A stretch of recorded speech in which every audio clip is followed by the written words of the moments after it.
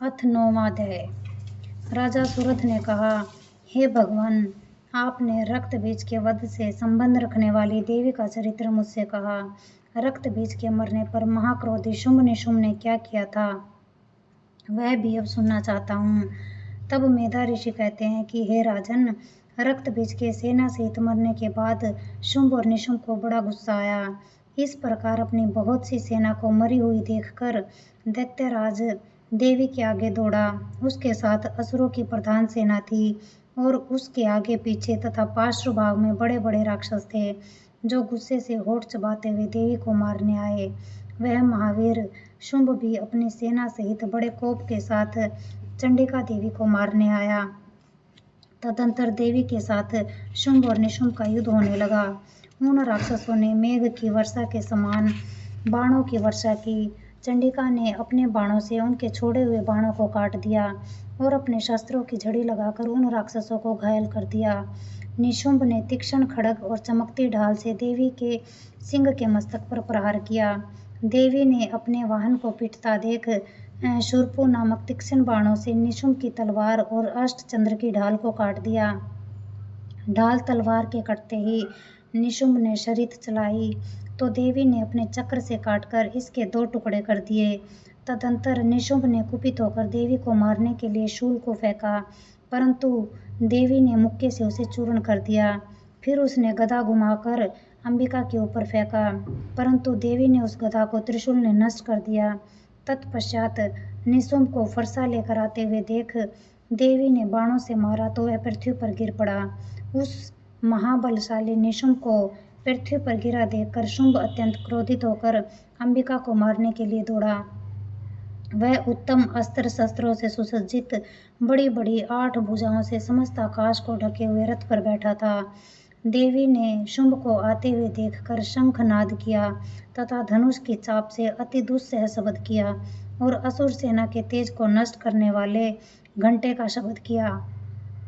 उसकी ध्वनि संपूर्ण दिशाओं में व्याप्त हो गई। तदंतर हाथियों के महामद को चूर करने वाले शेर ने भी अपनी गर्जना से आकाश, पृथ्वी और समस्त दिशाओं को गुंजा दिया। इसके बाद काली ने आकाश में उछलकर दोनों हाथों से पृथ्वी पर आघात किया, जिससे ऐसा भयानक शब्द हुआ कि पहले के समस्त शब्द शांत हो गए।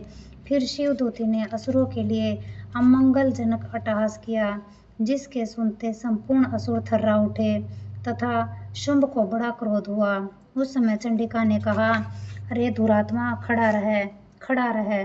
तभी आकाश में स्थित देवतागण जय जयकार करने लगे। उस समय शुंभ ने अत्यंत भीषण अग्नि युक्त शक्ति छोड़ी, जिसे देवी ने अपनी मोलका नामक शक्ति से काट डाला। हे राजन, फिर शुंभ के सिंहनाद से तीनों लोक पूरित हो गए तथा वज्राघात के सदृश ऐसा भयंकर शब्द हुआ कि जिसने सभी शब्द जीत लिए। शुंभ के छोड़े गए बाणों को देवी ने और देवी के छोड़े हुए बाणों को शुंभ और निशुंभ ने अपने अपने उग्र बाणों से काट दिया। फिर कुपित होकर चंडिका ने शुंभ को त्रिशूल से मारा, जिससे वह मूर्छित होकर पृथ्वी पर गिर पड़ा। इतने ही में निशुंभ की मूर्छा दूर हुई और तब उसने धनुष लेकर बाणों से देवी काली और सिंह को घायल कर दिया। फिर उस दैत्यराज ने 10,000 भुजाएं बनाकर चक्रों व बाणों से भगवती देवी को आच्छादित कर दिया। तदंतर भगवती दुर्गा ने कुपित होकर उन अपने बाणों से सभी चक्रों तथा बाणों को काट डाला।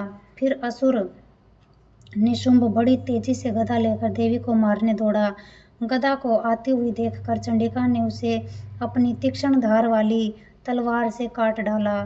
फिर उसने त्रिशूल उठा लिया। देवताओं को दुख पहुंचाने वाले निशुंभ को शूल हाथ में लेकर आते हुए देख तत्काल ही चंडिका ने उसके हृदय में अपना शूल मार दिया। शूल से घायल होते ही उसके हृदय से एक दूसरा बलवान पराक्रमी पुरुष ठहर ठहर कहता हुआ प्रकट हुआ। उसके प्रकट होते ही देवी ने हंसते हुए तलवार से उसका सिर काट दिया और वह भूमि पर गिर पड़ा। तदंतर सिंह अपने तेज दांतों से असुरों को खाने लगा। उधर काली तथा शिवदूती भी अन्य असुरों को खाने लगी। कितने ही महाअसुरों को कौमारी ने नष्ट कर दिया तथा ब्रह्माणी ने मंत्र पवित्र जल से बहुत से असुरों को निस्तेज कर दिया। कितने ही असुरों को माहेश्वरी ने त्रिशूल से धराशायी कर दिया तथा वाराही ने अपने तुंड प्रहार से कितने ही असुरों को चूर चूर कर दिया। वैष्णवी ने चक्र से असुरों को खंड खंड कर दिया।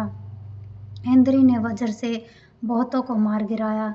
कुछ असुर तो मारे गए, कुछ संग्राम के भय से ही मर गए तथा कुछ काली सिंह और शिवदूती के ग्रास बन गए।